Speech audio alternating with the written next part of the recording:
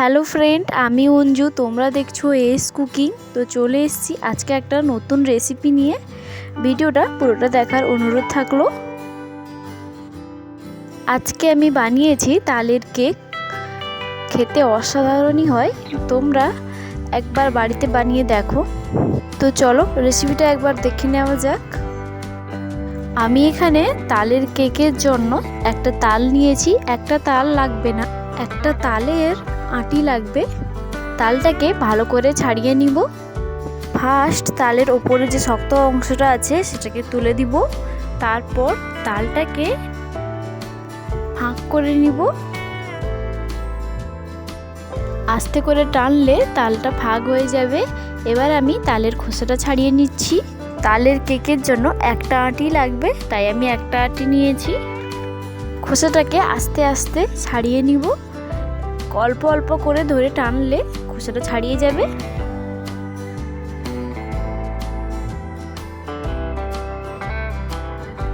তালের খোসাটাকে ভালো করে ছাড়িয়ে নিয়েছি। এবার আমি তালের পাল্পটা বের করে নিব। এখানে আমি দুটো পাত্র নিয়েছি, একটা ছিদ্র করা পাত্র আর একটাতে ছিদ্র নেই পাত্রতে।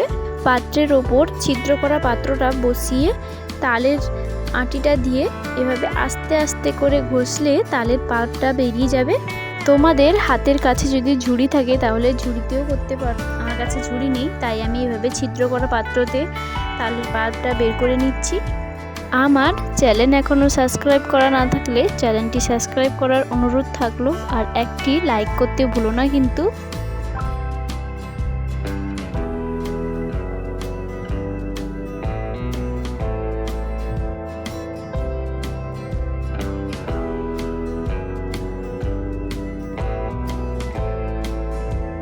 এই যে তোমাদেরকে দেখাচ্ছি একটু তালের পাল্প বেরিয়েছে।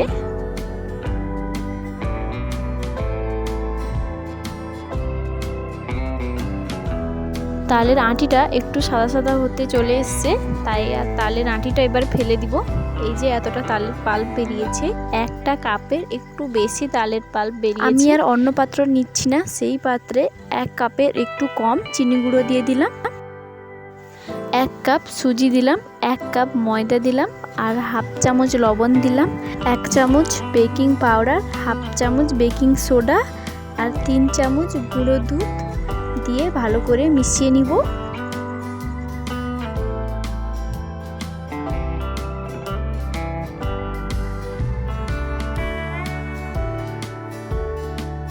অল্প অল্প জল দিয়ে মেশাতে থাকবো।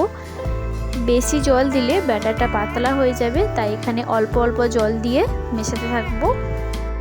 তোমরা জলের পরিবর্তে এখানে দুধটাও ব্যবহার করতে পারো। আমার হাতের কাছে দুধটা নেই, তাই জলটা দিয়েছি। তোমাদের হাতের কাছে যদি দুধটা থাকে তাহলে দুধটা দিতে পারো। ভালো করে মিশিয়ে নিব।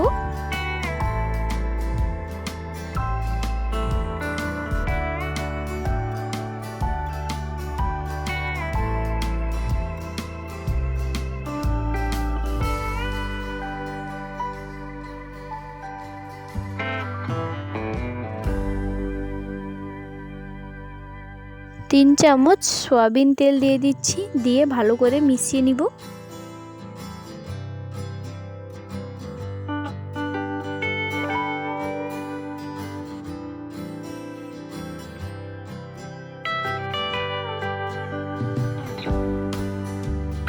এখানে আমি এইরকম একটা পাত্র নিয়েছি, কেকটা বসাবো।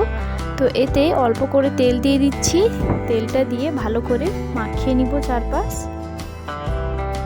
পাত্রতে তেলটা চারপাশ মাখিয়ে নিয়েছি। এখানে আমি একটা বাটার পেপার নিয়েছি। বাটার পেপারটাকে এভাবে বসিয়ে দিলাম তেলটা দিয়ে।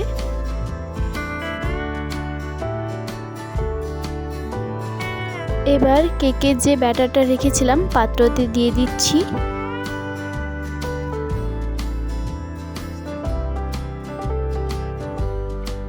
এবার একটু ড্যাব ড্যাব করে নিচ্ছি যাতে ভেতরে বাতাসটা না থাকে।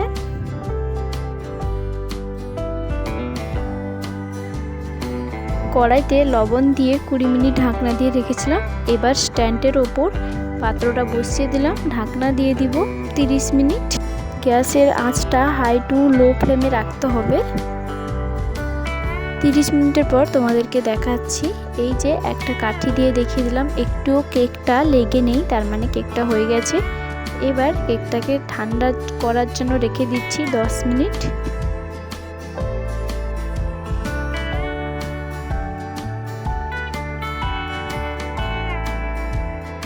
একটা চামচ দিয়ে এভাবে চারপাশ ঘুরিয়ে নিব, যদি কেকটা লেগে থাকে তাহলে খুব সহজেই উঠে চলে আসবে।